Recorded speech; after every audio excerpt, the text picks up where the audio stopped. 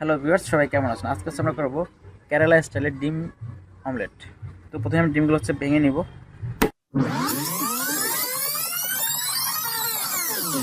এবার কেটে নিব পেঁয়াজ।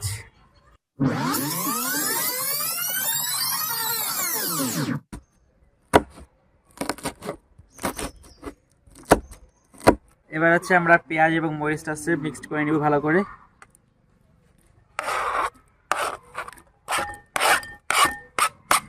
দিয়েছি হলুদ।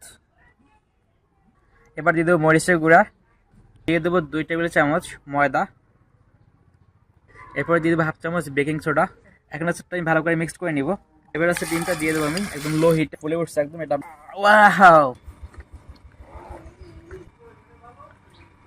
দেশি পিৎজা ডিম দিয়ে। পুরো অস্থির।